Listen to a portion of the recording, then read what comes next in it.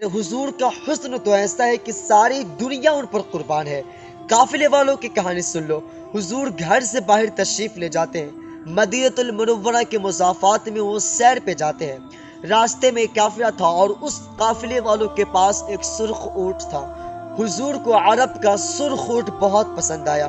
فرمایا میں اس اونٹ کو خریدنا چاہتا ہوں۔ قافلے کے سردار موجود تھا، کہا آپ اسے خریدیے۔ حضور نے فرمایا دیکھو میں سیر پہ آیا تھا، میں اونٹ خریدنے کے لیے نہیں آیا تھا، میرا مقصد نہیں تھا، فقط میں سیر پہ آیا تھا، لیکن تمہارا اونٹ مجھے نظر آیا، مجھے پسند آیا۔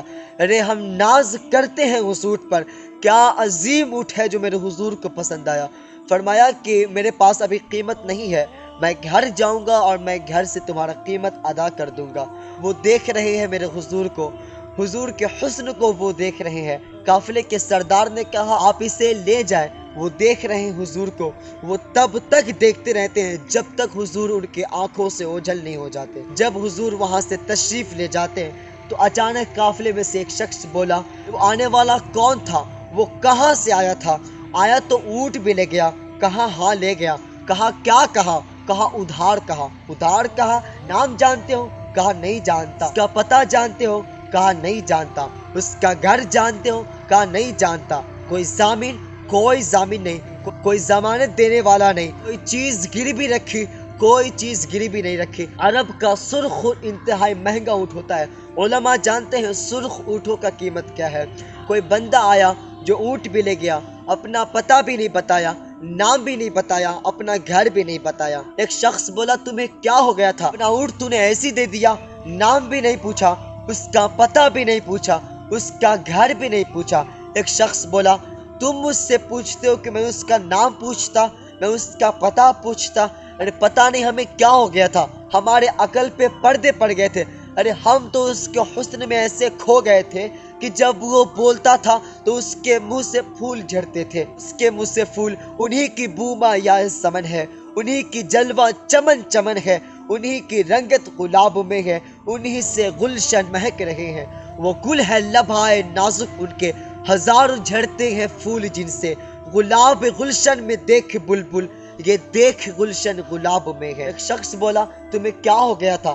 اپنا اونٹ تو نے ایسے لے جانے دیا، نام بھی نہیں پوچھا، اس کا پتہ بھی نہیں پوچھا۔ ایک شخص بولا تم مجھ سے پوچھتے ہو کہ میں اس کا نام پوچھتا، میں اس کا پتہ پوچھتا، اور تم کہتے ہو کہ تم اس کے بول کو دیکھ رہے تھے۔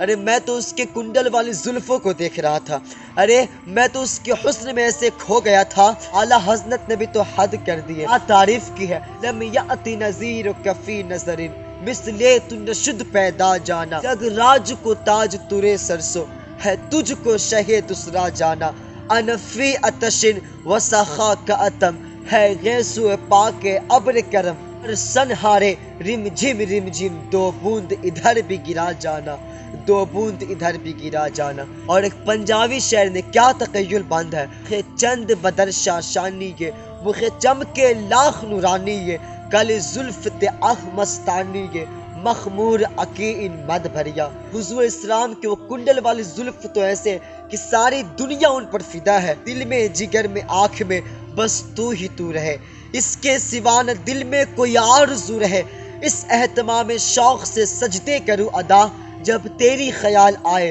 تو دل باوضو رہے۔ اور جنت میری نصیب کی وائف کو بخش دے، جنت میری نصیب کی وائف کو بخش دے، میرے کفن میں گیس ہوئے جانا کی بو رہے۔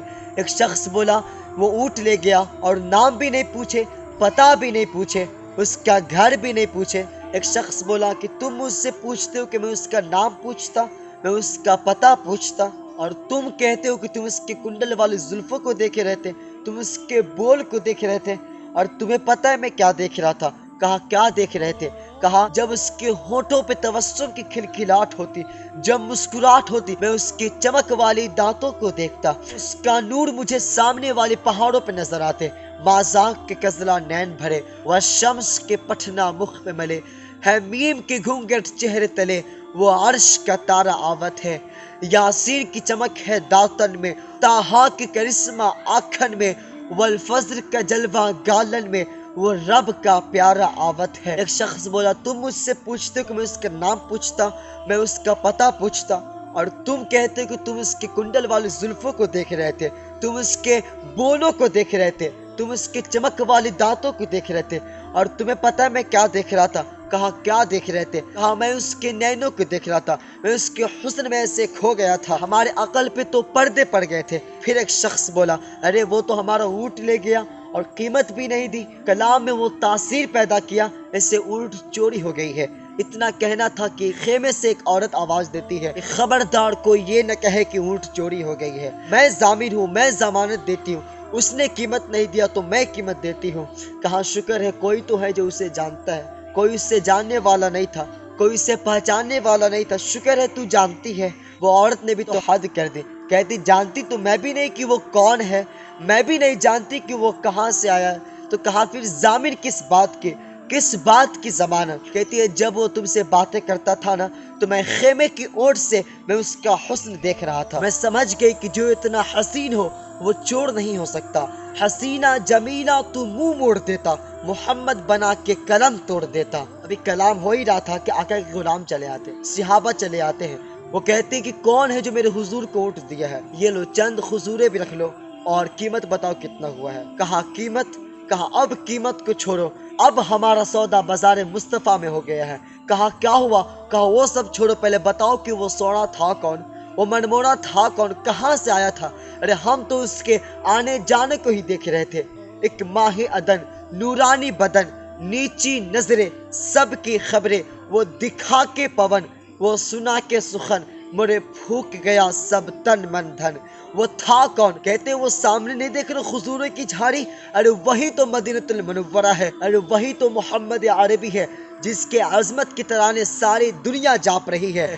اپنی قسمت پہ ناز کرو، تم مدینے کے قریب آ گئے ہو۔ وہ قافلے والوں نے کہا اب دیر مت کرو، اب حضور کے بارگاہ میں لے چلو۔ سارے قافلے حضور کے بارگاہ میں حاضر ہوئے اور سب کے سب کلمے پڑھ کے واپس آئے۔ کہ تیور تو ایسے تھے کہ ناز یہ انداز ہمارے نہ ہوتے، جھولی میں اگر ٹکڑے تمہارے نہ ہوتے، ملتی نہ اگر بھی حضور آپ کے در سے، اس ٹھاٹ سے منگتوں کی گزارے نہ ہوتے۔